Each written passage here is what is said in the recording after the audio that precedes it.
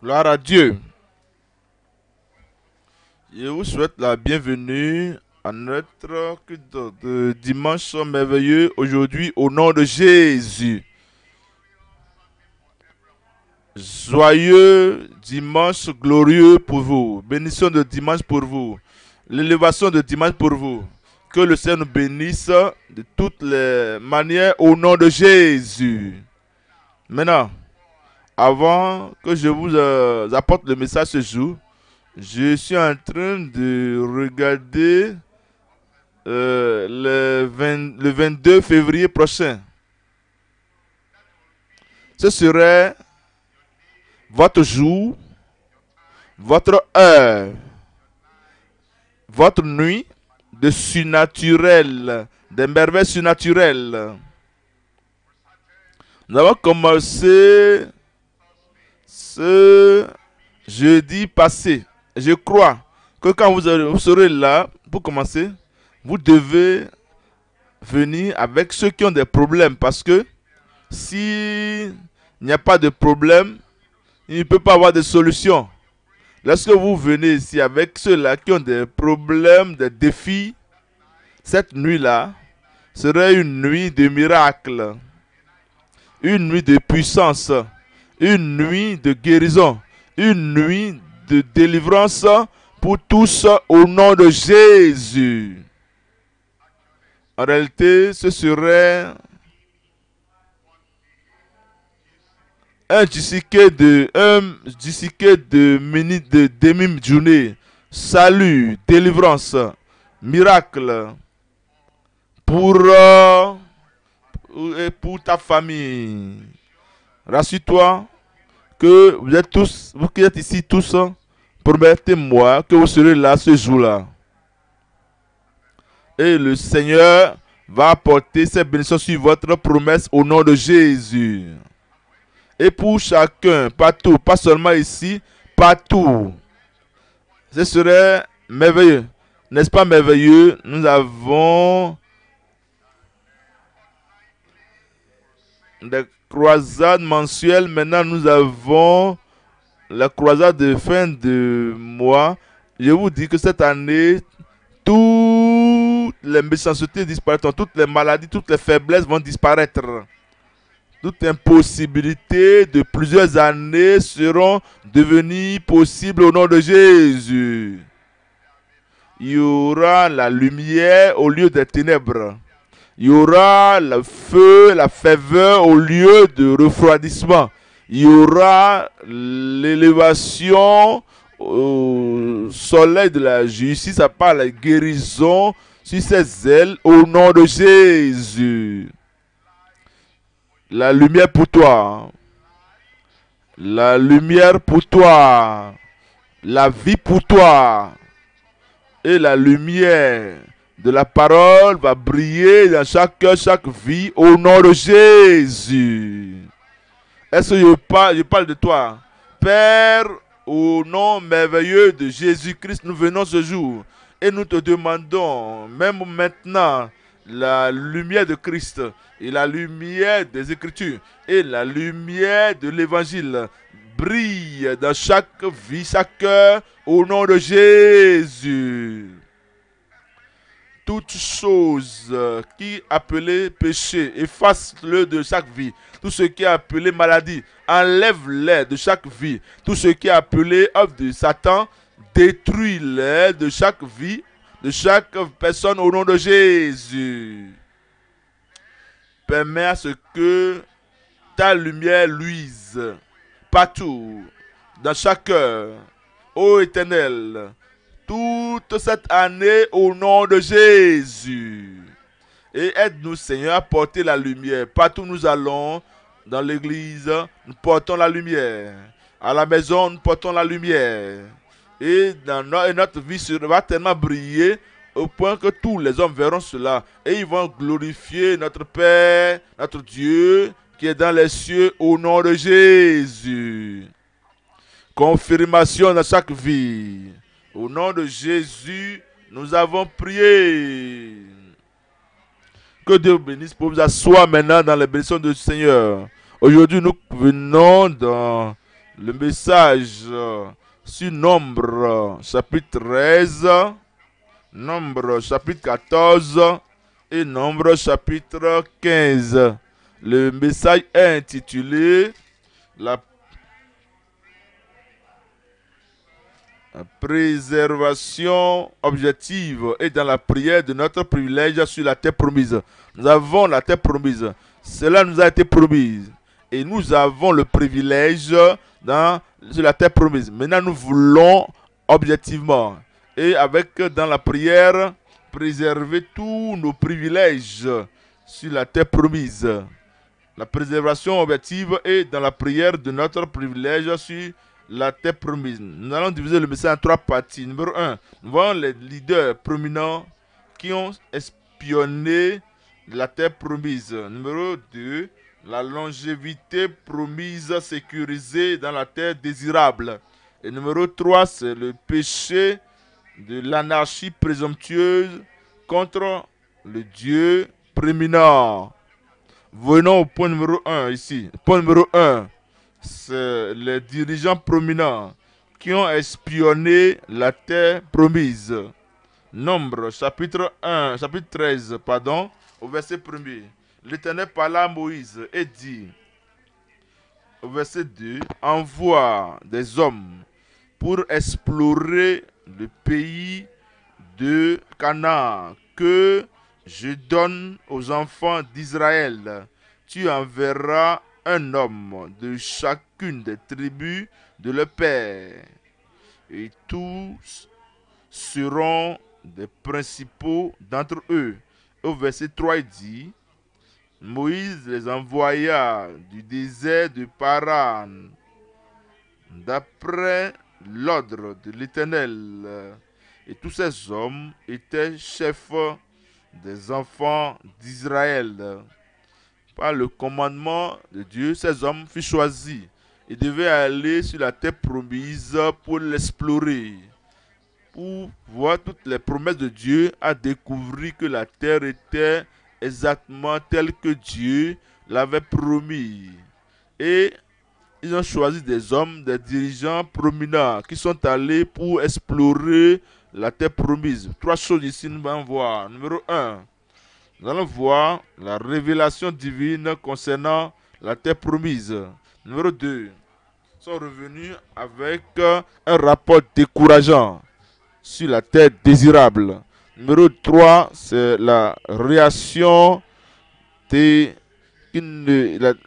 aux leaders pessimistes. Numéro 1, c'est la révélation divine concernant la terre promise. Ils connaissaient la terre avant qu'ils n'aillent de sorte de l'Égypte. Ils connaissent la terre promise où il veut nous amener avant même que nous quittions le monde.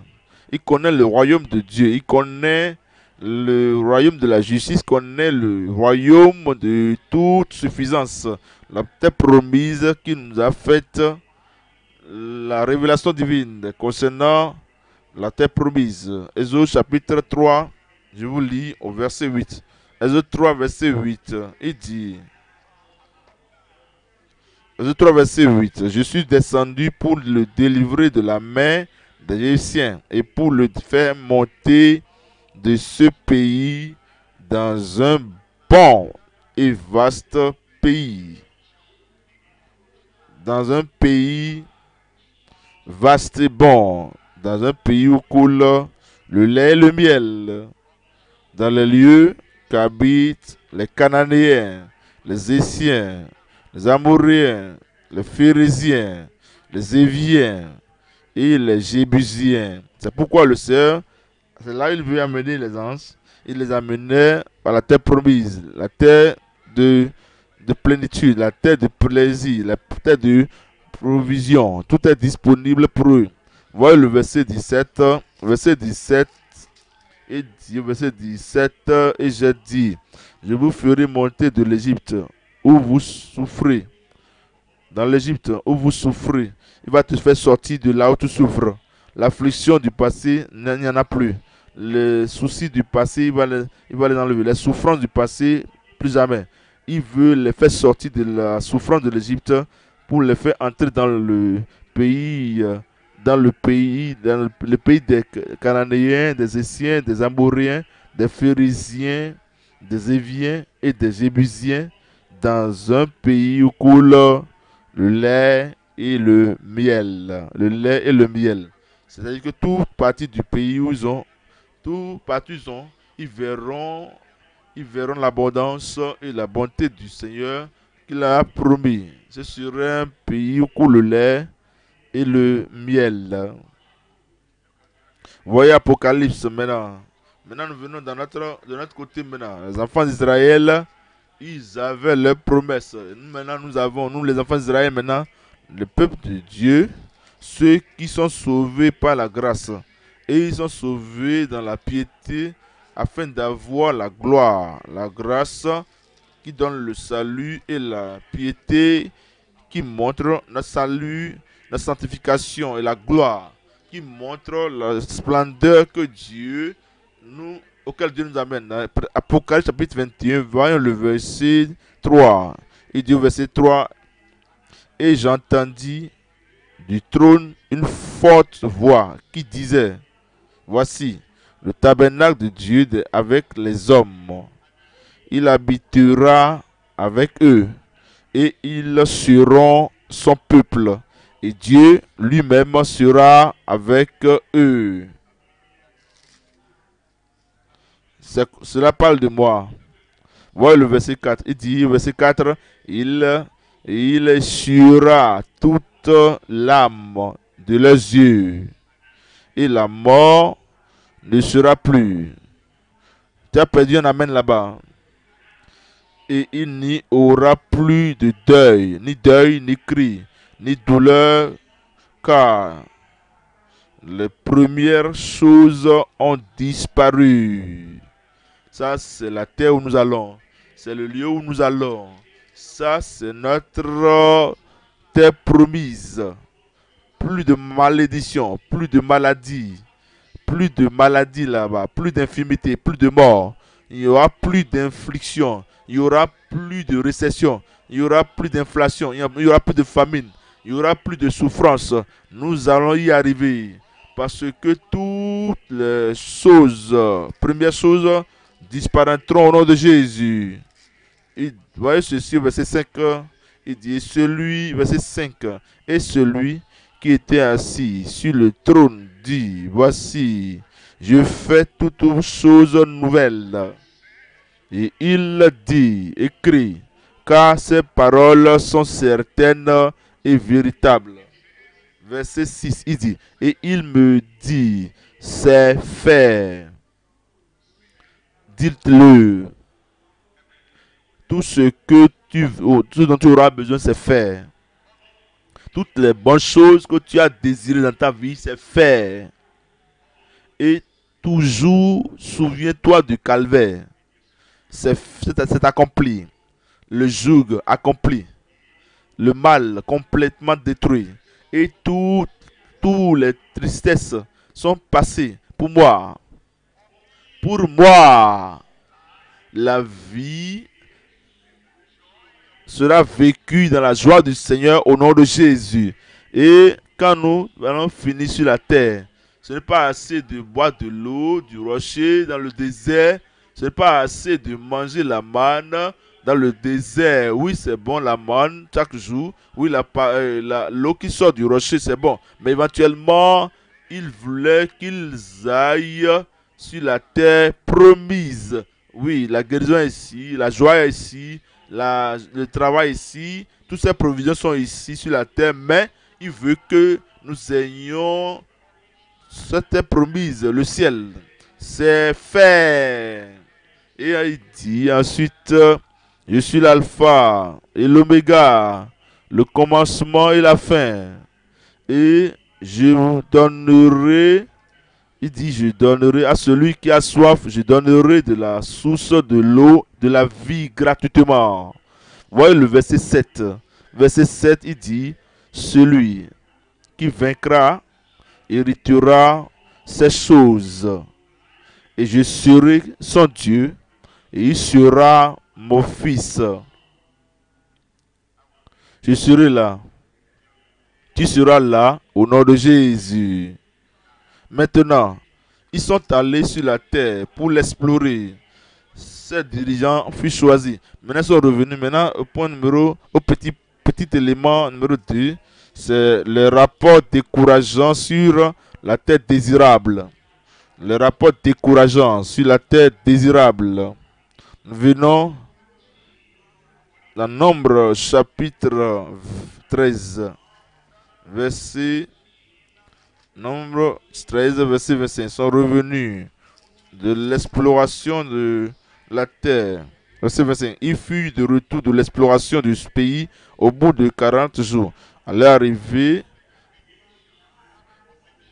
arrivée, il se rendit auprès de Moïse et d'Aaron et de toute l'assemblée des enfants d'Israël à Kadès dans le désert de Paran. Il leur fit un rapport ainsi qu'à toute l'assemblée et il leur montrait les fruits du pays. Voici, il leur montrait le fruit du pays. Verset 27. Voici ce qu'il racontait à Moïse. Nous sommes allés dans le pays où tu nous as envoyés. À la vérité, c'est un pays où coule le lait et le miel. Et en voici les fruits. Maintenant, vous voyez, pensez qu'après avoir dit cela, parce qu'en réalité, c'est ce qu'on leur a dit d'aller vérifier. Comment est ce pays beau? Comment est ce pays désirable? Comment est ce pays rempli, riche, enrichi? Et comment est ce pays attrayant? Le Seigneur dit que c'est un pays où coule le lait et le miel. Allez vérifier. Qu'est-ce que vous voyez? Et ils ont dit ça exactement, en vérité. À la vérité, c'est un pays où coule le lait et le miel. Et voici les fruits. Voici les fruits. Verset 28 maintenant. Au verset 28. Ils ont tout détruit maintenant. Ils ont tout caché maintenant. Les gens sont feux. Le peuple qui habite ce pays est puissant. Et les villes sont fortifiées. Très grandes. Et nous y avons vu des enfants d'Anak. Ils ont apporté le rapport décourageant de la révélation divine. Ce que Dieu a dit. Il y a des gens qui le font. Il y a des prédicateurs qui le font. Il y a des voisins qui le font. Il y a des membres qui le font. Il y a des dirigeants d'église qui le font. Dit, oui, j'ai vu ces promesses. Ils disent, mais. Ils disent, j'ai vu ceci, cette provision. Mais, j'ai vu que si vous cherchez, les promesses sont là pour de Genèse à Apocalypse pour révolutionner votre vie. Mais et celles-là n'ont pas amené notre main là. Notre main là. Non pas mettre main là. Pour amener, pour donner un mauvais rapport, pour décourager la révélation de Dieu. Ceux qui espèrent être guéris, sauvés, joyeux, élevés. Et tout ce qui arrive autour de nous, depuis le temps où nous sommes entrés dans le bâtiment de l'église, lundi, un bon dimanche matin, ou lundi, ou vendredi, n'importe quel jour, quand nous venons, nous devons venir avec espérance.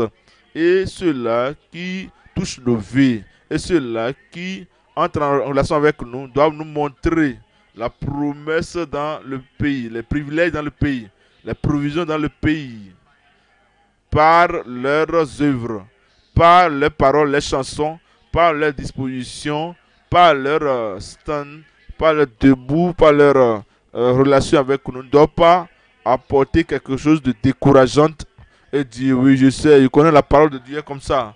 Mais c'est pour cette raison, plusieurs n'ont pas et ils ne reçoivent pas tout ce qui leur est promis par le Seigneur.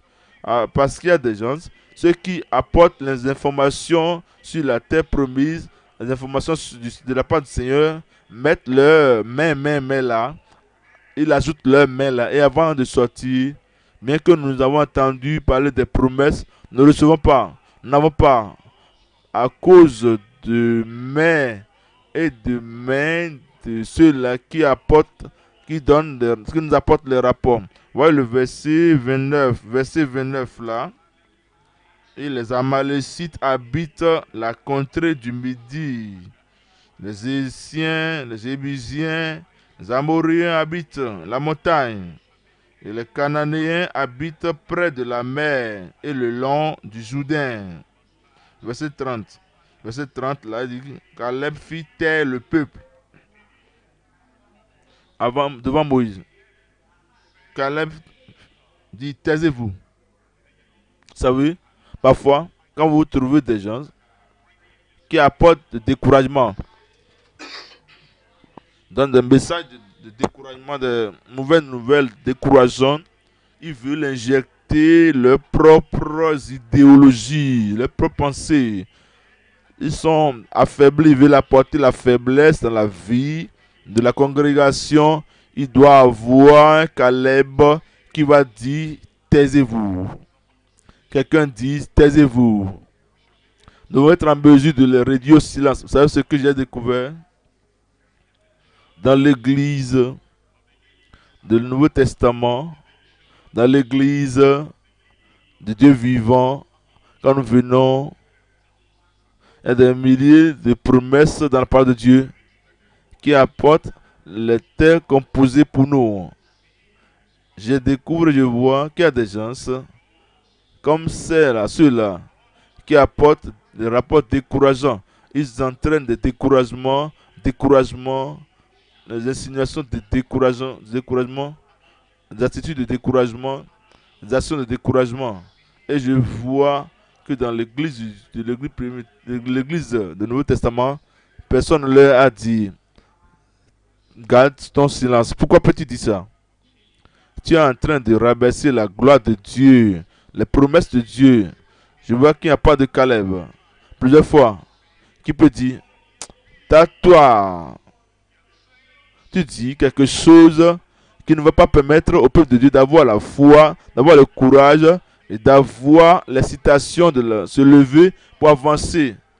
Et nous devons avoir des Caleb dans l'église. Dieu merci, je suis Caleb. Et Dieu merci, je suis Caleb. Et quand j'entends, quand je vois qu'il y a des gens qui apportent des rapports décourageants, ne vont pas nous permettre d'avoir les nouvelles expériences dans la nouvelle année, je les réduis au silence. Je les réduis au silence.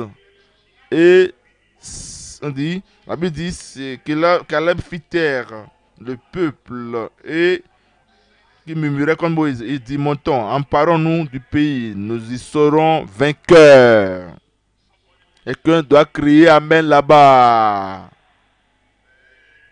Ensuite, au verset 31. Verset 31. Mais les hommes qui y étaient allés avec lui dirent, nous ne pouvons pas monter contre ce peuple, car il est plus fort que nous. Même Dieu est plus fort qu'eux. Les promesses de Dieu sont plus grandes qu'eux. La puissance du Saint-Esprit est plus grande qu'eux. Mais il dit non, nous ne pouvons pas. Ils n'ont jamais été sur la terre promise. Très peu, Caleb et Josué, qui ont dit nous pouvons. C'est eux qui sont arrivés. Moi, je vais y arriver. Parce que je dis, je peux. Je dis que je peux. Je dis que je peux. Je peux. Vous savez ce que Jésus a fait? Il m'a suscité afin que je puisse me tenir sur la montagne. Il m'a élevé afin que je sois plus fort que je suis avant. Il m'a mis sur ses épaules. Et sur ses épaules afin que je puisse voir plus loin. Il m'a suscité afin que je sois en mesure d'être tout ce que je dois être. Quand vous comprenez, Christ vous a mis sur ses épaules afin que vous soyez plus fort. Il vous a mis sur les épaules afin que vous puissiez voir plus et connaître plus et avoir plus et posséder plus.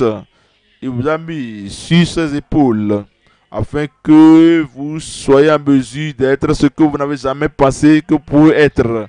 Vous direz comme Caleb, allons, emparons-nous, emparons-nous. Voyez le verset 32. Verset 32, et il décriait devant les enfants d'Israël le pays qu'ils avaient exploré. Il dit, et ils dirent, le pays que nous avons parcouru pour l'explorer est un pays qui dévore ses habitants.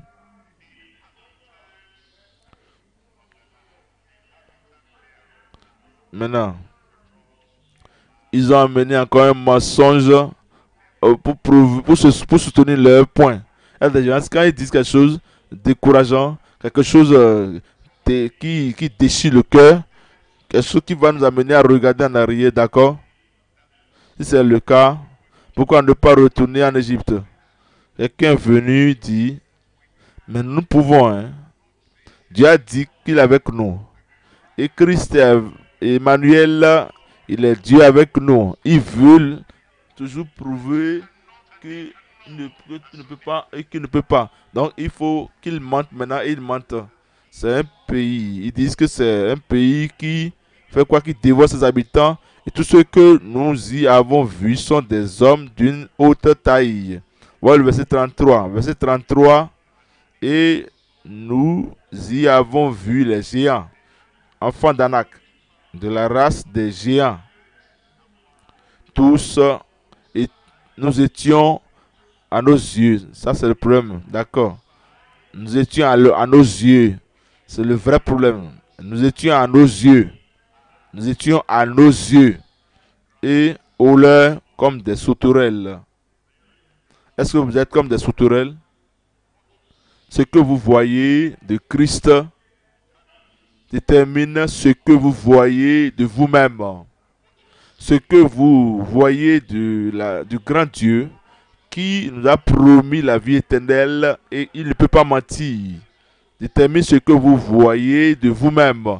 Ce que vous voyez des promesses de Dieu, des fidélités de Dieu, la puissance de Dieu, détermine ce que vous voyez sur vous-même ou de vous-même. Ce n'est pas vos ennemis, ils ne sont pas aussi forts. Hein? Ce n'est pas ceux-là qui créent le problème pour vous. Ils ne sont pas aussi importants. C'est ce que vous voyez vous-même de Dieu, votre Dieu. Leur Dieu était petit. Et quand ils sont allés sur la terre, et ceux-là n'ont pas Dieu, tout ce qu'ils avaient, c'est le Dieu de ce monde. Et ils ont ouvert les yeux, ils ont dit, voyez ce que le Dieu de ce monde a fait de ces hommes-là. Et ils ont vu leur Dieu, et ils n'ont pas vu que leur Dieu peut faire d'eux aussi fort, aussi grand, aussi puissant, aussi fidèle, aussi excitant, joyeux, comme le Dieu de ce monde a fait de ceux qui l'adorent. Et ils disent, ah, et tous ceux qui, ceux-là qu'on a vus, je ne suis pas un sauterelle. Dis-le bien. Ils ont dit, nous étions à nos yeux et au leur comme des sauterelles. Comment le savez-vous que c'est également à leurs yeux que vous êtes comme des sauterelles? Ils pensent que comme nous nous voient, ils se voient comme des sauterelles, aussi des autres aussi les regardent comme des sauterelles. Voilà, et perçoivent le statut de sauterelle, ou l'esprit de sauterelle, ou la petitesse de sauterelle. Ce qu'ils pensaient d'eux-mêmes. Quand vous passez dans cette nouvelle année, comment vous voyez, vous vous regardez tout le temps. Comment est-ce que vous vous regardez? Comment est-ce que vous pensez d'autres personnes vous voir? Nous sommes des géants dans la foi. Je suis un géant dans la foi. Je vais posséder. Tu vas posséder au nom de Jésus. Voyez numéro 3. Numéro 3 ici, c'est la réaction déchirant le cœur aux leaders pessimistes. Vous voyez, il y a des personnalités différentes. Malheureusement, nous apportons notre personnalité dans le message. Nous amenons notre personnalité dans la Bible. Nous amenons notre personnalité dans l'évangile que nous recevons. Il y a des personnes qui sont pessimistes. Toutes les fois ils lisent la Bible, ils mettent leur idéologie pessimiste dans ce qu'ils lisent. Quand ils écoutent le message, ils introduisent leur idéologie pessimiste dans ce qu'ils entendent. Et quand ils prient, ils introduisent leur personnalité pessimiste dans leur prière. Les dirigeants pessimistes. Mais il y a des gens qui sont positifs, ils sont pratiques, ils sont optimistes. Il y a des gens qui ont la foi en Dieu et ils disent, quel que soit ce qui arrive dans le passé, dans les années passées, cette année-là, je suis optimiste. De bonnes choses vont se produire dans ma vie, ou dans ta vie, au nom de Jésus.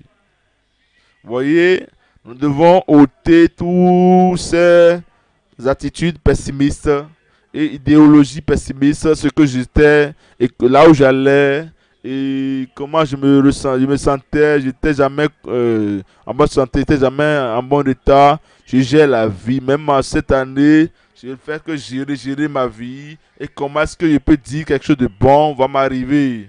Pessimiste. Maintenant, changez cela. Optimiste. Je dis optimiste. Il y a deux faces de chaque monnaie. Et quand vous jetez cela, et cela tombe sur votre paume de main, et vous voyez la face de pessimiste, vous tournez la face de pessimiste pour rendre cela optimiste. Ceux qui sont pessimistes, ils pleurent devant tous les problèmes. Et ils pensent que le mal, ils pensent au mal à tout sentiment, tout sentiment. Je me sens malade, je me sens triste, je me sens solitaire, je me sens que cette année-là serait comme l'année passée. Hein. Je sens, ce que je vois, ce que je perçois, ce que je ressens tout autour de moi. Cette année peut même être pire que toutes les années précédentes. Changer cette monnaie-là, tourner la face, ça devient quoi? Optimiste. Cette année sera meilleure pour moi.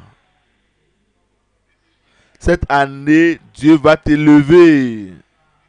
Cette année, les larmes seront essuyées. Cette année, tous ces fils d'Anna qui te perturbent toutes les fois que tu les vois, cette année, tu vas les mépriser. Tu vas les mépriser. Et le Seigneur va te susciter au nom de Jésus. Maintenant, les personnes pessimistes, ils ne règlent aucun problème. Ils n'encouragent personne.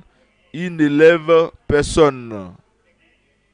Ils vous donnent un esprit de noyade. Quand ils montrent ce qu'ils disent, cela, il y a un sentiment de noyade qui vient à vous. Je ne serai pas autour des personnes pessimistes. Je dis que je ne serai pas avec des personnes pessimistes. Mais vous savez, je peux les aider. Vous pouvez les aider. Nous pouvons les aider. Et nous allons le faire. Amen. Vous voyez, nombre 14. Je vous lis au verset 1. Nombre 14. Verset 1er. Et toute l'assemblée éleva la voix et poussa des cris. Et le peuple pleura pendant la nuit. Quel genre de peuple est-ce que nous sommes en train de produire dans notre district, dans nos églises, dans nos groupes de district? Quel type de croyants sommes-nous en train de produire parmi nos ouvriers, parmi nos dirigeants, parmi les gens dans toutes les nations, les gens qui veulent, une fois ils entendent une seule phrase négative, ils oublient la manne de miracle qu'ils viennent de manger le matin. Et ils oublient l'eau de miracle qui vient de sortir du rocher ils ne font que boire. Ils oublient la grande guérison. Il envoya sa parole et les guérit tous. Et il les fit échapper de la fosse. Il n'y avait pas de faibles, de malades parmi eux. Ils oublient l'ouverture de la mer Rouge devant eux.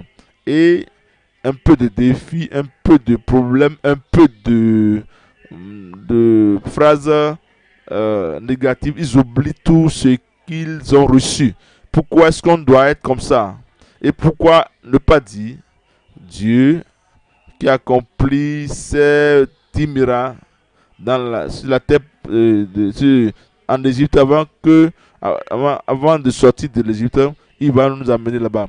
Dieu, c'est le Dieu qui nous a divisé la mer Rouge, il va nous amener. Si le Dieu, c'est lui que nous servons, le Dieu qui a diviser le Jourdain, il va nous amener là-bas. C'est lui qui a fait sortir la manne, toi tomber la manne, il va nous amener là-bas. Si c'est lui qui a fait sortir l'eau du rocher, il va nous amener là-bas. Dans un petit événement décourageant, une petite situation décourageante, ils oublient toutes choses. Et toute la congrégation a pleuré, ils ont levé leur voix, ils ont poussé des cris, et le peuple pleura pendant la nuit. Voyez le verset 2. Le verset 2 dit: et tous les enfants d'Israël murmuraient contre Moïse et Aaron. Et toute l'assemblée leur dit: que nous sommes nous morts dans le pays d'Égypte, ou que nous sommes-nous morts dans ce désert. Je ne vais pas mourir dans le désert. Vous savez, vous devez changer votre attitude et votre état d'âme, état d'esprit, un peu de maux de tête, parce que vous n'avez pas bien dormi la nuit dernière, un peu de maux de tête. Ah, je suis mourant. Est-ce que tu peux, s'il te plaît, te faire une faveur cette année? Enlève ce mot, cette parole de mort de ta bouche, de ton langage cette année. Mort. Ôte-le. Enlève cela de ton vocabulaire cette année. La vie éternelle, la vie abondante, la vie progressive, la vie élevée. C'est ce que nous aurons cette année. C'est ce que j'ai cette année. C'est ce que j'ai cette année. Donc, ne commencez pas à dire comme ça, tout petit défi, je suis en train de mourir. Je suis en train de vivre. Parce que il vit. Parce qu'il vit, je vivrai.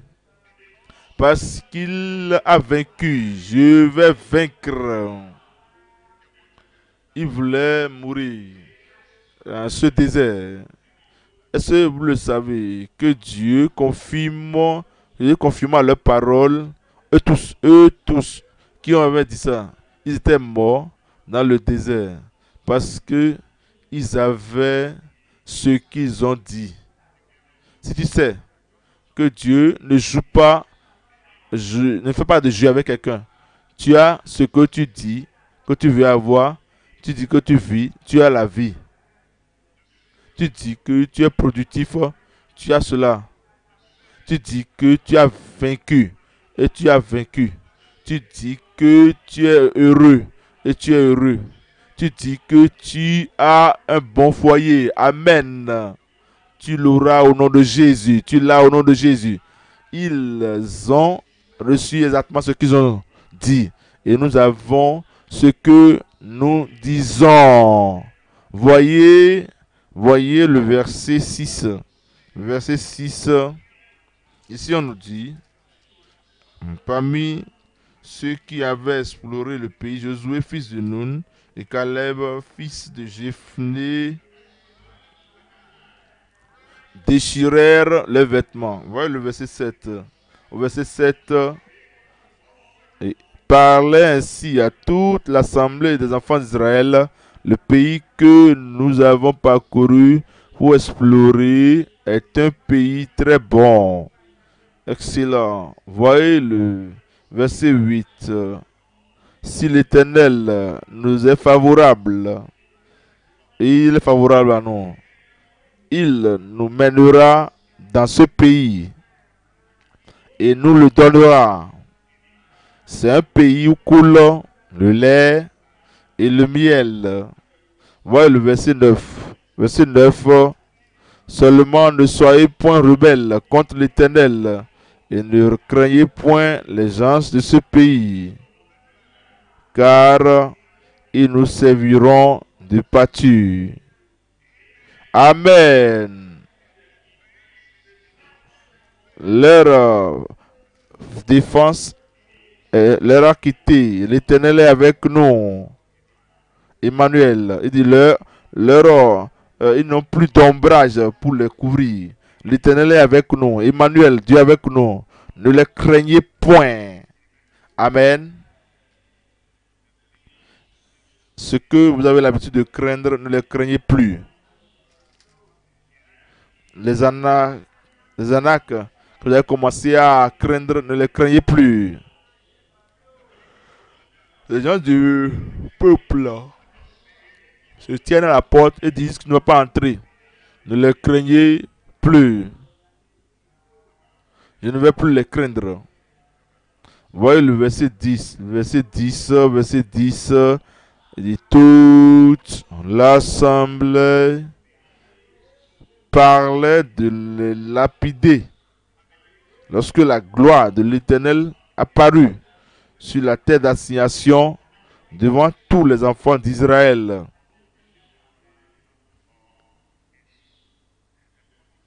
Voici le point.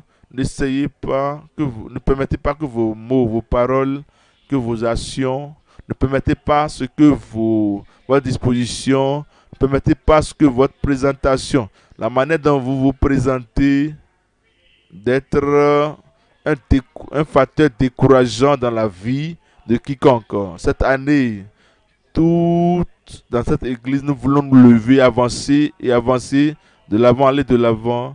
Donnez-leur le chemin, cédez-leur le passage, et pas vous, pas ton encouragement, c'est pas le découragement. Tout le monde ira de l'avant cette année au nom de Jésus.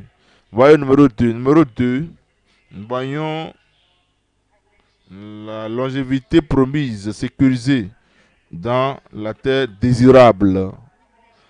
La longévité promise, sécurisée dans la terre désirable. Nous voyons Nombre 14. Lisons le verset 24. Nombre 14, verset 24. Et parce que mon serviteur Caleb a été animé d'un autre esprit et qu'il a pleinement suivi ma voix, je le ferai entrer dans le pays où il est allé, et ses descendants le posséderont. Cette bénédiction, tu l'auras. Tes enfants ici, tes enfants là-bas, tes enfants dans le pays, tes enfants à l'étranger, tes enfants partout, ils auront pas de cette bénédiction au nom de Jésus. Tu vas posséder. Je dis que tu vas posséder. Et tes enfants ici, au-delà du pays, aussi partageront cela avec toi. Voyez 3 choses ici. Numéro 1, nous voyons la longévité promise pour les vies pures et spéciales. Numéro 2, nous voyons la terre possédée par les premiers amis persuadés. Ils ont aimé le Seigneur de tout leur cœur, toute leur âme, tout leur esprit, c'est les amis de Dieu. Numéro 3, c'est l'œuvre productive par le langage positif et persuasif. Numéro 1. Numéro 1, c'est, voyons la longévité promise pour les vies pures et spéciales. Les vies spéciales, les vies pures. Deutéronome chapitre 11. Je vous lis verset 12. Deutéronome chapitre 11, verset 12. Chapitre 11, verset 12. C'est un pays dont l'Éternel, ton Dieu, prend soin. C'est un pays dont l'Éternel, ton Dieu, prend soin. Et sur lequel l'Éternel, ton Dieu, a continuellement les yeux. Continuellement les yeux. Du commencement à la fin de l'année. commencement à la fin de l'année. C'est le type de terre où ils veulent aller. C'est le pays où coule le lait, le miel, où le Seigneur a promis pour Dieu vous amener là-bas. C'est ce pays où vous aurez au nom de Jésus. Dès le commencement de l'année jusqu'à la fin de l'année, il dit, je serai avec toi. Je vais t'aider. Je vais te guérir. Je vais t'élever. Je vais te faire de bonnes choses. Et tout ce que j'ai permis à mon sauveur, à mon fils, je veux dire mon fils unique, de pouvoir sur la croix, je vais te donner cela chaque jour, du commencement de l'année jusqu'à la fin de l'année. Un amen meilleur. Voyez le verset 13. Verset 13, il dit, et si vous obéissez à mes commandements que je vous prescris aujourd'hui, si vous aimez l'Éternel votre Dieu, et si vous le servez de tout votre cœur et de toute votre âme, c'est ce que vous ferez. Vous savez, vous ne pouvez pas vous concentrer sur deux choses à la fois. Quand vous venez dans la maison du Seigneur, si vous voulez servir le Seigneur de tout votre cœur, toute votre âme, tout votre esprit, vous devez vous concentrer sur cela et cela seul. Mais si votre cœur est divisé, vous pensez à ceci, cela, vous ne pouvez pas régler le problème, vous ne pouvez pas servir le Seigneur de toute votre âme, votre esprit, votre corps. Pensez à nos jeunes gens, ils sont ici ces jours, et ils vont dans la salle des amens, ils essaient de répondre aux questions. Et pendant qu'ils étaient en train de lire les questions, les épreuves, pour répondre aux questions, ils pensent aussi quelque chose qu'ils ont vu dans le chemin, ils ont vu cela, reçu cela de leurs amis, quelque chose qu'ils ont, ou les jouer. Personne ne peut être premier de cette façon. Ceux qui sont premiers, c'est des gens qui, quand ils viennent dans la classe pour étudier, ils viennent de toute leur pensée, leur esprit, leur âme, leur corps, toute leur attention. Et ils sont en mesure de tout prendre. Et quand ils vont dans la salle des examens, ils se concentrent et ils donnent plus d'attention. La même chose au plan spirituel. Quand vous venez, si cette année, vous voulez que ce soit une année nouvelle, grande, merveilleuse, quand vous venez à la présence de Dieu, ce que vous écoutez, tout ce que vous êtes en train de recevoir, ce que vous recevez, vous êtes un homme d'une seule attention. Vous êtes un homme d'une seule affection. Vous êtes un homme d'une seule consécration. Une femme d'une seule consécration et dévotion et dédicace. Vous avez toute votre âme, votre corps, votre esprit. Dans ce que vous écoutez, quand vous êtes cela, si vous avez cette disposition, tout va rentrer en vous. Les bonnes choses vont plonger dans votre vie. Et Dieu dit, si vous obéissez à mes commandements que je vous prescris aujourd'hui, si vous aimez l'Éternel votre Dieu, et si vous le servez de tout votre cœur et de toute votre âme, qu'est-ce qui va se passer? Voyez le verset 21, qu'est-ce qui va se passer? Il dit, et alors vos jours et les jours de vos enfants dans le pays que l'Éternel a juré à vos pères de leur donner seront aussi nombreux que les jours des cieux le seront au-dessus de la terre. Comme les jours des cieux le seront au-dessus de la terre. Comment est-ce que ces jours, comme demain, jusqu'à la fin de cette semaine, qu'est-ce que cela va ressembler? Comme le jour des cieux, comme les jours des cieux sur la terre. Comment seront les jours de février, mars, jusqu'à décembre?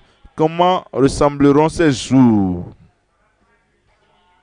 Comment est-ce que ces jours vont ressembler cette année plutôt? Ce sont comme les jours des cieux le seront au-dessus de la terre.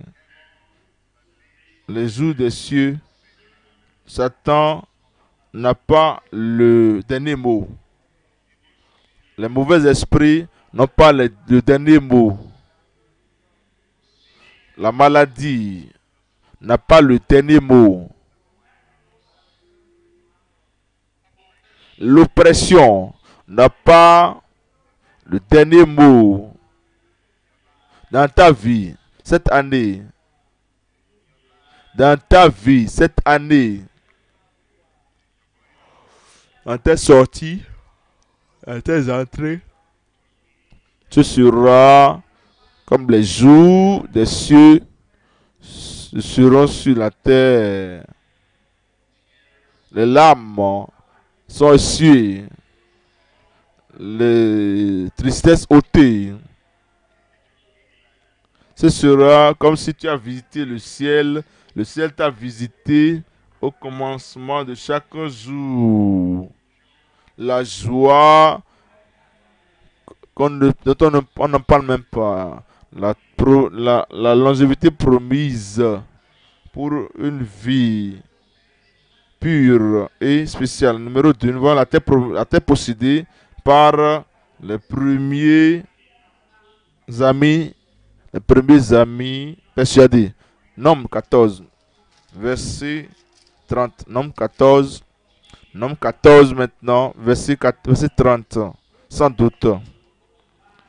Nombre 14, verset 30. Vous n'entrerez point dans le pays que j'avais juré de vous faire habiter, excepté, Dieu dit, vous qui aviez eu des cœurs négatifs, des pensées négatives, dispositions négatives, je vous ai fait la promesse que vous allez habiter dans cette terre pour toujours. Mais maintenant, à cause de ce que vous avez rejeté cela, et vous avez dit, non, pas pour moi, d'accord, pas pour toi. Et ils disent, tu ne seras pas là, vous ne serez pas là, excepté Caleb, fils de Jephné, et Josué, fils de Nun. Lorsque d'autres personnes rejettent, je reçois. Je dis que je reçois. Même si la majorité, je ne veux pas dire ici, la majorité de personnes dans le monde là-bas, même s'ils disent pas pour eux, hein, moi je dirais, c'est pour moi. La bonne vie, c'est pour moi. La justice, la vie juste, c'est pour moi. La vie prédominante, c'est pour moi. Ce que vous dites sera pour vous. Voyez ceci maintenant dans Luc 10, verset 27. Luc 10, verset 27.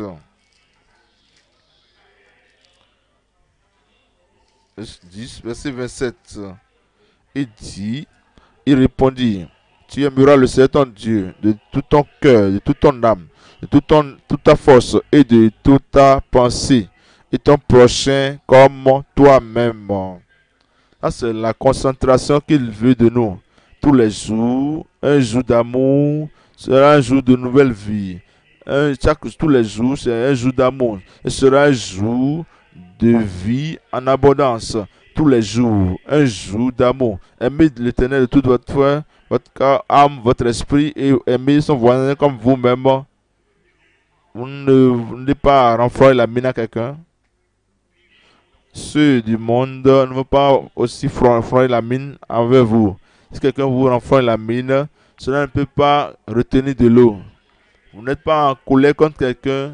Même Satan ne peut même pas être en colère contre toi. Tes ennemis ne peuvent pas être en colère contre toi.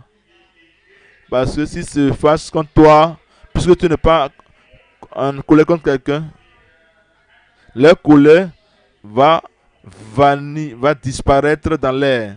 Tout ce que tu dois faire, c'est que nos voisins ne déterminent pas comment nous sommes heureux, nous sommes en bon état, comment nous sommes prospères, comment nous sommes pourvus, comment nous sommes bénis. Non, c'est nous-mêmes qui déterminons. Ce que, une fois que nous aimons l'Éternel de tout notre cœur, toute notre âme et de toute notre force et de toute notre pensée, et que nous aimons notre prochain comme nous-mêmes, la bénédiction de Dieu seront sur nos vies, sur ta vie, chaque jour de cette année, au nom de Jésus. Deutéronome chapitre 30, le verset 6. Deutéronome 30, verset 6. Il nous dit, et l'Éternel circoncira, l'Éternel ton Dieu circoncira ton cœur et le cœur de ta postérité. Et tu aimeras l'Éternel ton Dieu. Ouais, l'expérience que Dieu nous donne. Quand il nous donne le salut, c'est pour nous orienter vers une seule ligne, pour aimer le Seigneur. Quand il nous donne la sanctification, et il nous puise, nous purifie, et nous sanctifie, c'est pour nous pousser sur une seule direction, pour aimer l'Éternel ton Dieu de tout ton cœur et de toute ton âme, afin que tu vives. Tu vas vivre. Vous savez, certaines personnes pensent que si je suis sanctifié, je ne vais pas vivre une vie joyeuse. Ça, c'est mauvais. C'est contraire. Quand vous êtes sanctifié, c'est afin de vivre. Ça fait que vous puissiez vivre, mener une vie plus élevée, une vie plus sainte, une vie prospère. Si je deviens saint, je ne vais pas vivre une vie prospère. Qui a dit ça? Ça, c'est un mensonge. Quand vous êtes une vie sainte, apporte une vie élevée. Voyez le verset 20 là. Le verset 20, il dit, verset 20, a dit, pour aimer l'Éternel ton Dieu, pour obéir à sa voix et pour t'attacher à lui. Et pour t'attacher à lui, car de cela dépend ta vie. La maladie n'est pas de ta vie. Les afflictions satanées ne sont pas dans ta vie. Si c'est là, tu les déposes ici avant de partir. Et il dit, et la prolongation de tes jours, et la prolongation de tes jours. Et c'est ainsi que tu pourras demeurer dans le pays que l'Éternel a juré de donner à tes pères Abraham, Isaac et Jacob. Voyez le numéro 3 ici. Le numéro 3 ici, c'est l'œuvre productive par le langage positif et persuasif. L'œuvre productive, tout ce que tu fais accompli par tes mains, cette année va prospérer. Tes œuvres vont prospérer. Tu ne vas pas œuvrer pour la bouche de l'ennemi. Si quelqu'un demande quelque chose de toi, c'est ce que tu donnes volontairement. Tu le donnes volontairement. Les bandits ne vont pas voler ta prospérité. Ceux qui attendent derrière là-bas, qu'ils travaillent, et après maintenant, après qu'il a rassemblé les produits de ses œuvres, de ce travail, nous viendrons maintenant pour ravager, voler. Non. Tu ne vas pas travailler pour cela. Ton travail, tu vas jouir l'œuvre de tes mains. Tu vas jouir tous les produits que tu as au nom de Jésus. Et si tu n'avais pas encore d'œuvre, de travail maintenant, tu as le travail maintenant avant de quitter, avant de sortir. Ce n'est pas lorsque tu vas sortir que tu auras le travail. Non, maintenant ici, à la fin du message, le Seigneur dit, et le Seigneur te cherche. Il est où? Elle est où? Et le Seigneur te donne ce travail avant que tu ne sortes même. Et quand tu sors maintenant, tu découvres que c'est déjà là qui t'attend. Mais comme tu sors, tu vas là-bas, parce que partout où fleura la plante de tes pieds, le Seigneur te l'a accordé. Je vois des personnes prospères aujourd'hui. Je vois des personnes promues ici. Je vois des personnes qui vont progresser, produire. Je les vois ici ce jour au nom de Jésus.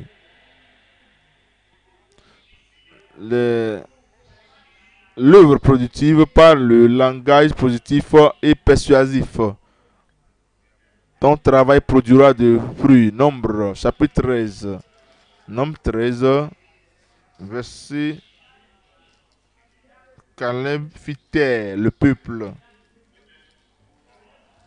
Caleb fit-elle le peuple qui murmurait contre Moïse et il dit, montons, emparons-nous du pays, nous y serons vainqueurs. Est-ce qu'ils ont été vainqueurs?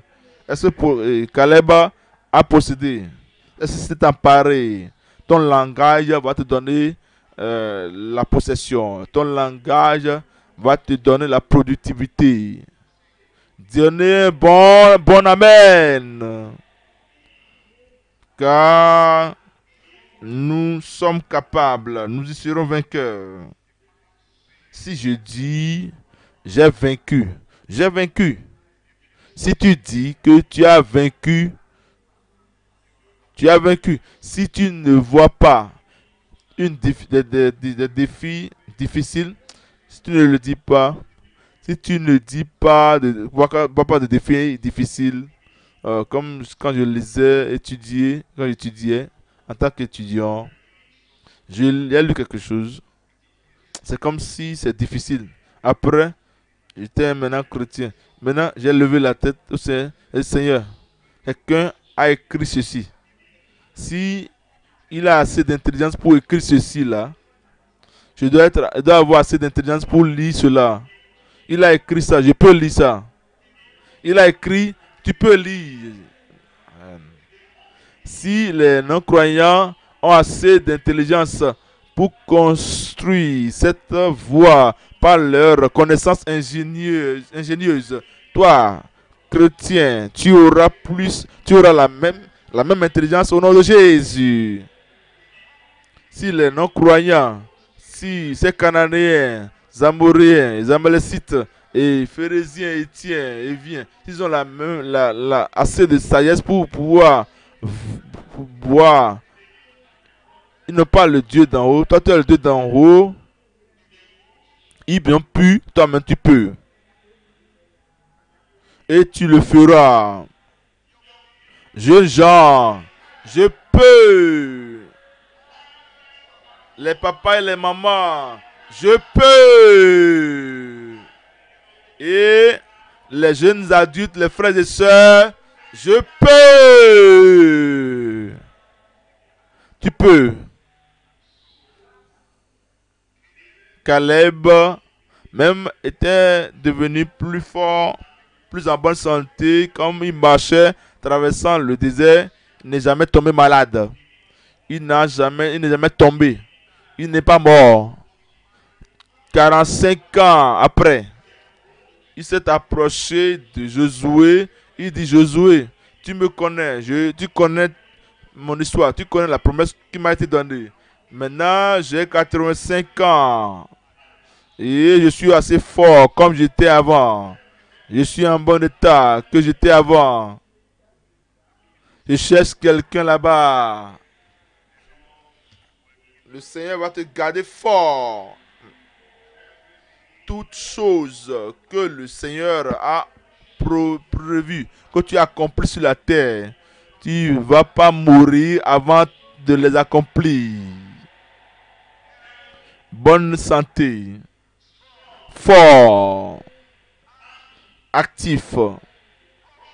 Prospère. Jusqu'à ce que tu aies accompli, le Seigneur ne va pas te laisser seul. Venons au point numéro 3 maintenant. Point numéro 3 maintenant. Le péché de l'anarchie présomptueuse contre le Dieu prééminent. Comme ils allaient après tout les murmures et les plaintes, ils sont venus maintenant au chapitre 50, chapitre 15 de leur vie. Chaque jour, c'est un nouveau chapitre. Chaque semaine peut être un nouveau chapitre. Chaque année peut être un nouveau chapitre dans nos vies. Et je dois penser comment est-ce que je me suis comporté, comment est-ce que j'ai parlé dans les chapitres précédents, dans les années passées, les années passées, les chapitres passés. Comment est-ce que j'ai tenu ma langue et quel usage j'ai fait de ma langue dans les années passées, Venons dans cette nouvelle année, venons dans ce nouveau chapitre maintenant. Quel langage vais-je tenir dans ce nouveau chapitre? et quel genre de style de vie est-ce que je vais exprimer dans ce nouveau chapitre. Voyez Nombre, chapitre 15. Lisons le verset 30. Mais si quelqu'un, indigène ou étranger, agit la main levée, il outrage l'Éternel, celui-là sera retranché du milieu de son peuple. Celui-là sera retranché du milieu de son peuple. Voyez le verset 31. Verset 31, il dit: il a méprisé la parole de l'Éternel et il a violé son commandement.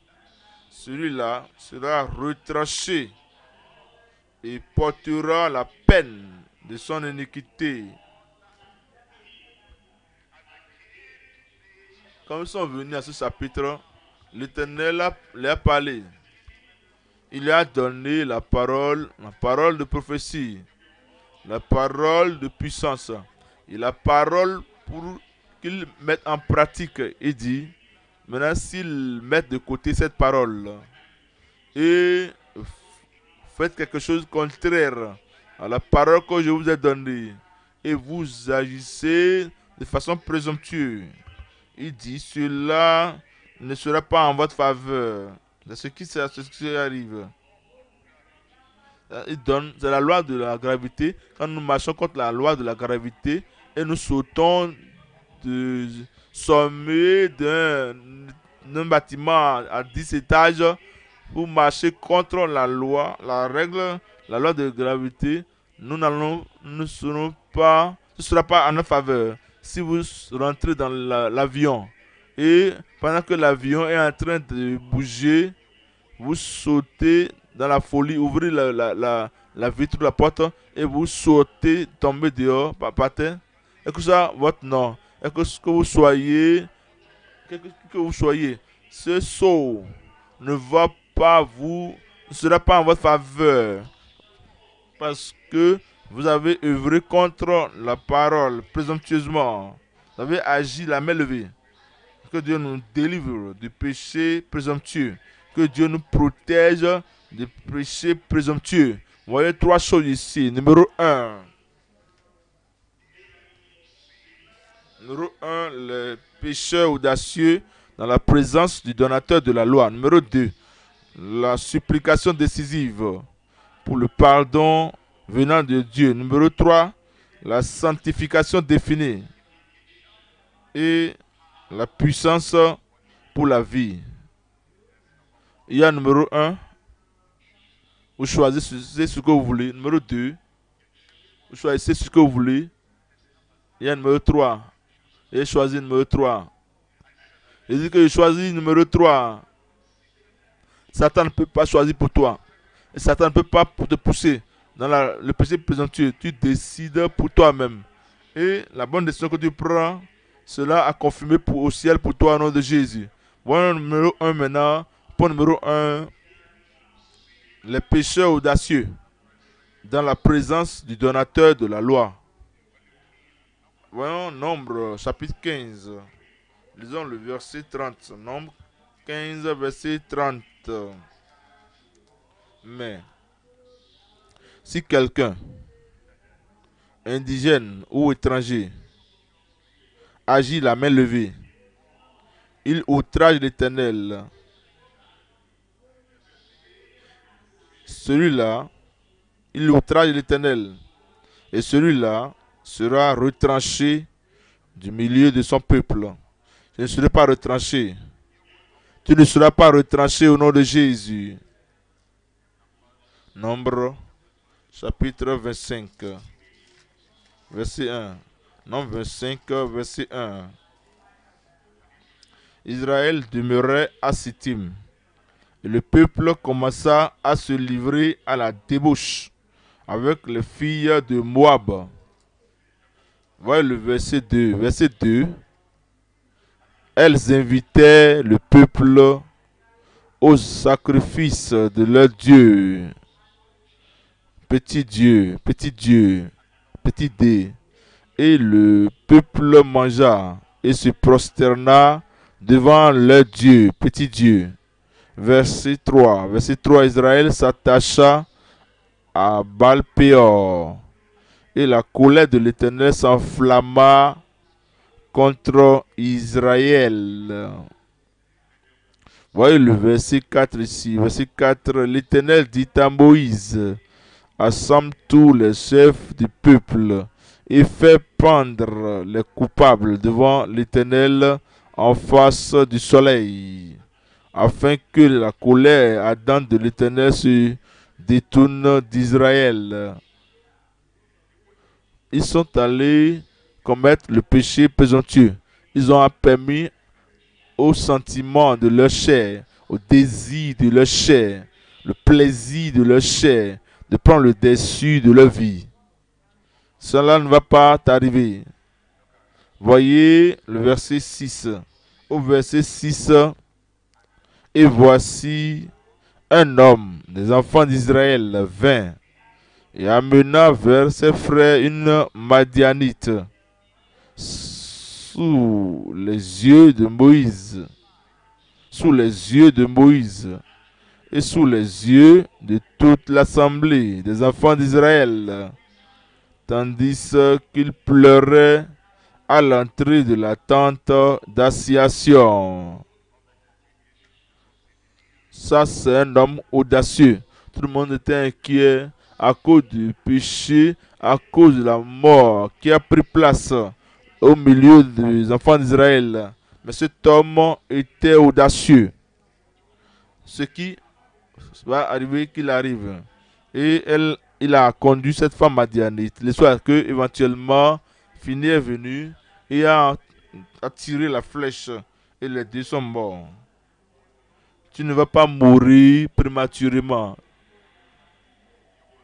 Tu ne veux pas mourir une mort de péché, une mort d'un homme présomptueux au nom de Jésus. Ce qui ne doit pas être fait, je ne le ferai pas.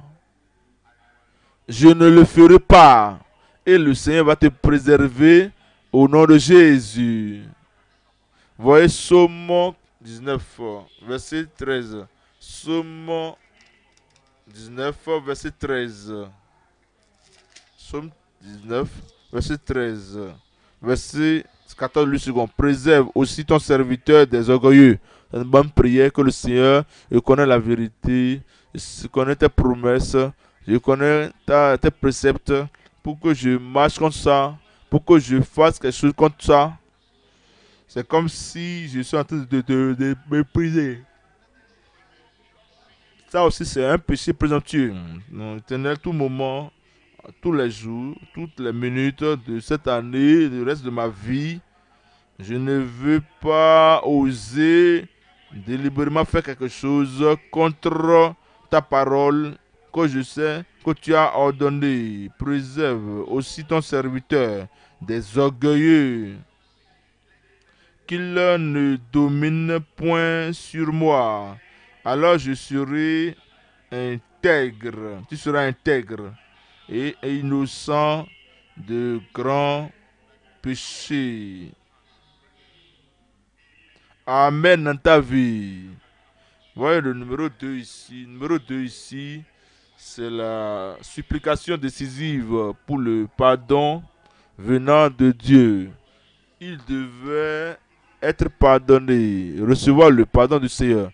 Et délibérément décisive, il devait prier de façon décisive au Seigneur. Et le Seigneur puisse leur répondre. Le Seigneur va te répondre. Quand tu pries pour le pardon, le Seigneur va te répondre. Tu pries pour le pardon, que le Seigneur va te répondre. Quand tu pries pour la restauration, le Seigneur va te répondre. Au nom puissant de Jésus. Nous voyons dans Ésaïe, chapitre 55. Et nous lisons verset 6. Ésaïe 55 dit: cherchez l'Éternel. Aujourd'hui, nous l'avons trouvé. Il dit verset 6. Cherchez l'Éternel pendant qu'il se trouve. Invoquez-le tandis qu'il est prêt. Aujourd'hui, il est prêt. Verset 7 il dit que le méchant abandonne sa voie et l'homme d'iniquité ses pensées, et qu'il retourne à l'Éternel, qui aura pitié de lui, qui aura pitié de lui. Il dit qui aura pitié de lui. Il a pitié de lui. Il a pitié de toi. L'Éternel a déterminé que toutes les erreurs du passé, toutes les failles du passé ne vont pas empêcher les bénédictions du présent. Il a décidé que tout le mal du passé ne va pas empêcher sa bonté au temps présent dans ta vie au nom de Jésus. C'est pour cette raison quand vous venez et vous dites Seigneur, je suis désolé, Dieu dit c'est d'accord, je te pardonne. Le passé ne va pas souiller, salir le présent. Les actions passées ne vont pas détruire, ruiner les grandes prospérités, les grandes réponses que le Seigneur veut te donner aujourd'hui au nom de Jésus. Il va effacer le passé. Et il dit à notre Dieu qui ne se lasse pas de, qui ne se lasse pas de, vous savez, il y a pour des gens, il y a des différentes sortes de pardon. Certaines personnes pardonnent de façon grondant. Tu demandes que je te pardonne. Hein. Je ne veux pas que tu mettes une culpabilité permanente sur moi. Car si quelqu'un ne pardonne pas, ne sera pas pardonné, d'accord? Je te pardonne, non, va. Ne viens plus sur mon chemin. Je ne suis pas ton ami, tu n'es pas mon ami. Il pardonne avec dans un état de courroux, de fureur. Pas Dieu, pas Dieu. Dieu va te pardonner abondamment. Il ne pardonne pas avec orgueil. Je veux quelque chose de lui. Et si je ne dis pas que je pardonne, je ne veux pas vraiment le pardonner. Mais si je ne dis pas que je lui pardonne, il ne va pas me donner ce que je veux lui demander. D'accord, je t'ai pardonné. Là, il pardonne avec orgueil, pas Dieu. Dieu va pardonner abondamment. Dieu pardonne de tout son cœur, joyeusement. Il ne se lasse pas de pardonner, réellement. Il pardonne entièrement, totalement. Il va vous pardonner complètement au nom de Jésus. Car à notre Dieu qui ne se lasse pas de pardonner. Voyez le numéro 3 ici, nous voyons la sanctification définie et la puissance pour la vie. Il va te sanctifier. Il va me sanctifier. Où êtes-vous? Il te sanctifie afin que cette année ne soit pas une année ordinaire. L'homme ordinaire, la femme ordinaire va devenir extraordinaire au nom de Jésus. Ouais, la personne extraordinaire, je te vois là-bas. Si cela se soit confirmé au nom de Jésus. Amen.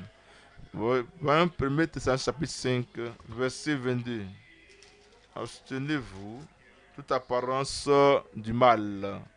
Je ne veux pas que les gens me voient dans cette situation. Je ne serai pas là. C'est une apparence du mal. Je ne veux pas que quelqu'un me voie ceci attaché à moi. C'est une apparence du mal. Je ne veux pas que le Dieu des cieux qui veut me bénir tous les jours. Je ne veux pas qu'il voit cela dans mes mains. Donc je m'abstiens. Je m'abstiens de toute apparence du mal. Verset 23. Verset 23 dit que le Dieu de paix vous sanctifie lui-même. Il va vous donner la paix. Dieu de paix vous sanctifie lui-même, tout entier. Et que tout votre être, l'esprit, l'âme et le corps soient conservés irrépréhensibles lors de l'avènement de notre Seigneur Jésus-Christ. Verset 24. Celui qui vous a appelé est fidèle, et c'est lui qui le fera. C'est lui qui le fera pour vous, pour lui, pour elle, pour tout chacun de nous. C'est lui qui le fera. Amen. Pourquoi va-t-il nous sanctifier? Ouais, Josué chapitre 3, verset 5. Josué chapitre 3, verset 5. Jésus dit au peuple, sanctifiez-vous. Et dit, Jésus dit au peuple, sanctifiez-vous, car demain l'Éternel fera des prodiges. Car l'Éternel fera des prodiges au milieu de vous. Nous sommes sauvés, sanctifiés, et comme nous allons demain, le premier jour de travail de la semaine, il fera des merveilles dans votre vie. Il va vous révéler les merveilles. Ça, c'est la première semaine du mois, de ce nouveau mois. Et comme nous donnons, nous nous mettons à part, nous nous engageons entièrement au Seigneur, nous nous permettons de nous sanctifier ce mois, le mois prochain, l'année prochaine, partout où vous allez, il vous fera des merveilles dans votre vie. À la maison, merveilles. Au travail, des merveilles. Partout, des merveilles. Comme à Caleb, des merveilles dans votre vie. Comme à Josué, des merveilles dans votre vie. Vous n'allez pas mourir dans le désert. Vous avancez devant et vous allez de plus loin dans les merveilles du Seigneur au nom de Jésus. Levez-vous, ouvrez votre bouche. Souvenez-vous. La parole de votre bouche est très importante. La langue détermine la destinée. La langue détermine votre pardon, votre salut, votre sanctification, votre provision, votre abondance, votre satisfaction et l'abondance de Dieu dans votre vie. Ouvrez votre bouche et c'est le jour de bénédiction. C'est le jour de recevoir de la part du Seigneur de grandes choses merveilleuses et puissantes. Priez. Parce qu'aujourd'hui, c'est le jour d'entrer dans l'abondance du Seigneur dans votre vie. Y a-t-il un défi? Amenez-le à Dieu dans la prière. Et quand vous l'amenez, déposez-le là. Y a-t-il une condamnation? Il a promis, il a pardonné, il va vous pardonner. Est-ce que vous avez perdu la joie du salut? Avez-vous perdu l'expérience du salut? Dites-le au Seigneur. Une fois vous dites, Seigneur, je m'excuse.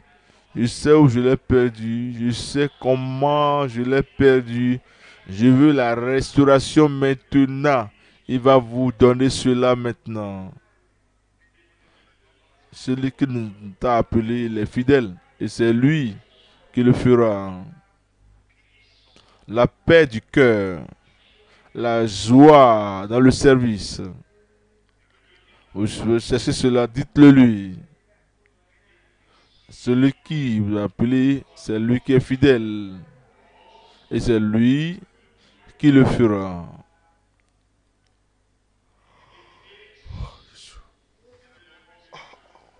Un lieu dans la terre promise. Un siège dans la terre promise. Votre siège ne sera pas vacant dans le royaume de Dieu. Vous l'aurez. Si vous demandez cela, ne dites pas, je ne peux pas. Vous pouvez.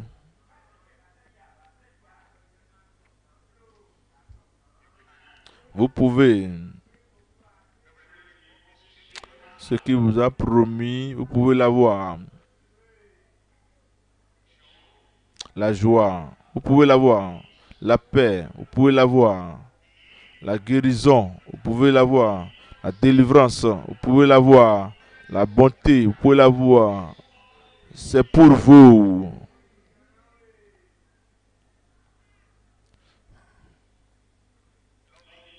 Aimez Dieu et aimez votre voisin, votre prochain. Vous pouvez le faire. Parce que cela va entraîner la longue vie, la longévité.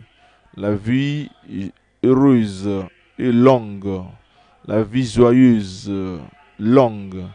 La vie heureuse, longue. Le jour des cieux. Le sang sur la terre aussi. Il n'y a pas de soucis, il n'y a pas de larmes au ciel. Il n'y a pas de tristesse au ciel. Il n'y a pas de maladie au ciel. Il n'y a pas de découragement au ciel. Pas de faim au ciel. Il n'y a pas de regret au ciel. Votre vie ne sera pas une vie de regret.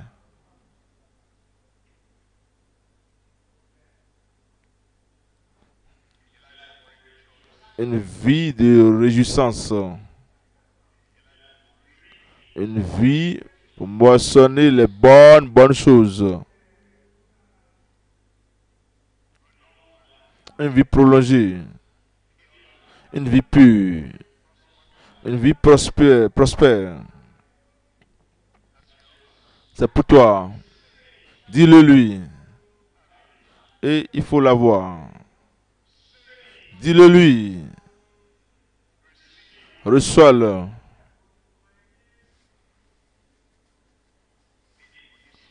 Celui qui nous a appelés les fidèles. Celui qui a fait la promesse est fidèle. Et c'est lui qui le fera.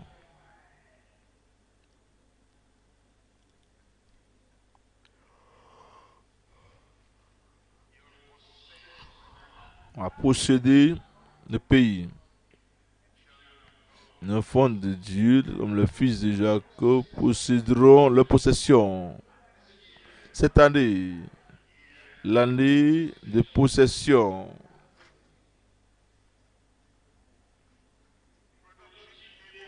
Une des travaux ou des œuvres productives cette année.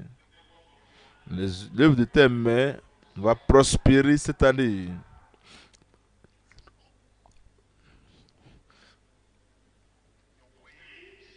Tes voies vont prospérer.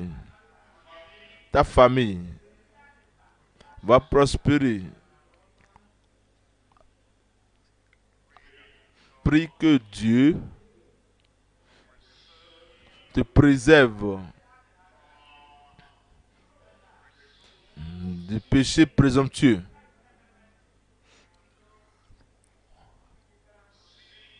Péché après d'avoir la connaissance de la parole de Dieu. Oser délibérément, pécher délibérément, pécheur audacieux, tenter Dieu pour également tenter Dieu qui est le donateur de la loi. Préserve ton serviteur de péché présomptueux. Supplication décisive. Seigneur, c'est moi. Seigneur, c'est moi. J'ai besoin de la restauration. Seigneur, c'est moi. J'ai besoin de la provision abondante. Seigneur, c'est moi.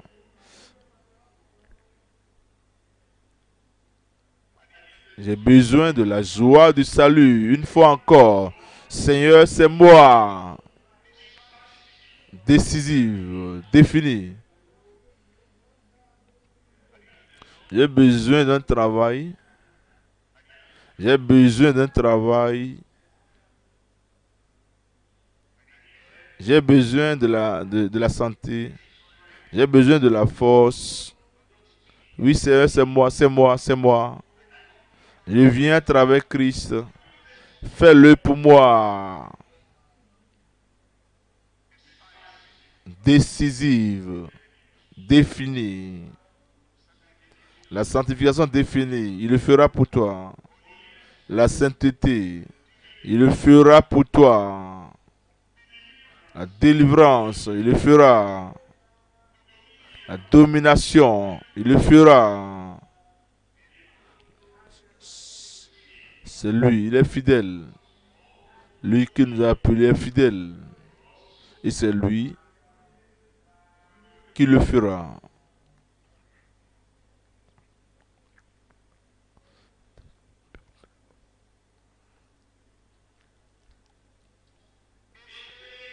C'est fait. Pour toi, c'est fait. Une nouvelle bénédiction pour une nouvelle année. Une nouvelle joie pour une nouvelle année. Une nouvelle possession pour une nouvelle année. Une nouvelle victoire pour une nouvelle année.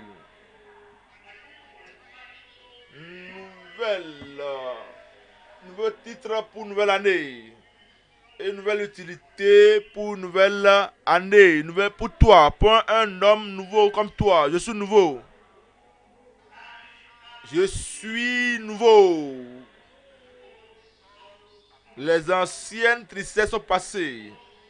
Les anciennes maladies sont passées. Les anciennes afflictions sataniques sont passées. Les anciennes échecs sont passés. Les anciennes fins sont passées. La pauvreté passée est passée. Et l'ancienne pénurie, Seigneur, oh je n'ai rien, je n'ai rien. Les plaintes du passé, des murmures du passé, tout est passé. L'ancien pessimisme, je n'ai personne, personne ne me regarde. Je suis solitaire, je suis mourant. Non! Passez au nom de Jésus. La vie positive, où es-tu? Une vie positive, une vie pratique, une vie productive, une vie prospère. Comme tu vas découvrir que le Seigneur t'attend. Celui qui nous a appelés, celui qui nous a appelés, il est fidèle. Et il le fera pour chacun au nom de Jésus. Levez ses mains. Nouvelle vie pour toi. Nouvelle année pour toi. Nouvelle puissance pour toi. Nouvelle provision pour toi. Nouvelle victoire pour toi. Nouvelle joie pour toi. Nouvelle vie. Nouvelle vie. Nouvelle vie. La vie abondante qui coule en toi au nom de Jésus. Levez ses mains. Que tes mains soient ointes. Que tout ce que tu touches se transforme en bénédiction pour toi. Que tes mains reçoivent. L'Éternel va donner, va envoyer des donateurs, des donateurs, des donateurs. Il te cherche et te fouille là-bas, il te cherche là-bas. Que ces mains reçoivent au nom de Jésus. Père, nous t'aimons de tout notre cœur, de toute notre âme, de toute notre pensée, de toute notre disposition. Nous t'aimons et Seigneur, nous prions que les bénédictions pour les amis de Dieu viennent sur chacun au nom de Jésus. Père, nous aimons nos voisins, nos prochains. Nous n'allons rien faire, nous rien dit contraire contre le progrès de quelqu'un. Nous aimons nos voisins, nos prochains et toutes les bénédictions que tu nous as données, nous partageons avec eux au nom de Jésus. Et les bénédictions que tu nous donnes à nos prochains, donne à chacun ici au nom de Jésus. Seigneur, nous prions la puissance pour vivre, mener une vie victorieuse, une vie prospère, une vie réussie. Donne à chacun au nom de Jésus. La terre promise ici, sur la terre, la terre désirable sur la terre parfaite, là-bas au ciel, je prie. Ce sera la portion de chacun au nom de Jésus.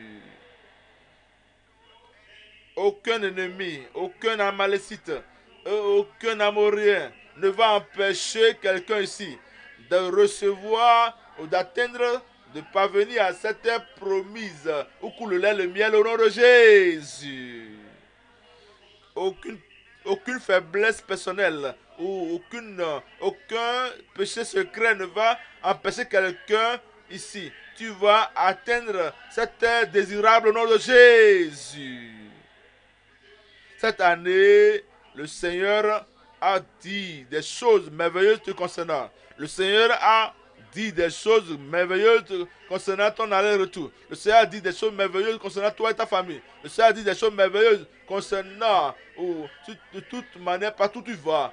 Ce sera confirmé au nom de Jésus. Et lorsque tu as vécu une vie joyeuse, prospère, pure, juste sur la terre, ce jour final, sur cette terre d'éternité, où il n'y a pas de soucis, il n'y a pas de larmes, il n'y a pas de souffrance, il n'y a pas de malédiction, où il n'y a pas de nuit, où il n'y a pas de Satan, où il n'y a pas de mal. Cette terre parfaite, l'Éternel va t'amener là au nom de Jésus. Tous les jours sera un nouveau pas vers le ciel, un nouveau pas vers la gloire, un nouveau pas vers la joie éternelle dans ta vie au nom de Jésus. Le Seigneur t'a élevé. Tu ne vas plus aller dans la vallée. Le Seigneur t'a fait voir, t'a fait asseoir avec lui, avec Christ dans le lieu céleste, et tu ne vas plus t'asseoir sur les sièges des gens, des sauterelles, des souffrants, des malades. La bénédiction du Seigneur sera permanente sur ta vie au nom de Jésus. Dans cette vie, personne ne va plus te mettre de côté. Quand tu es en train de courir pour le meilleur, je vais vouloir avoir ce que Dieu t'a promis. Personne ne va plus te mettre de côté au nom de Jésus.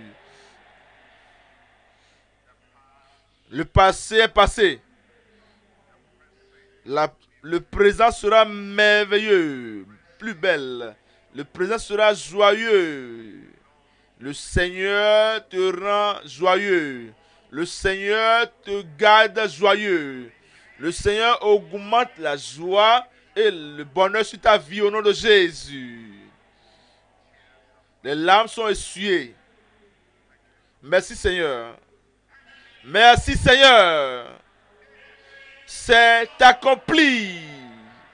Au nom de Jésus, nous avons prié.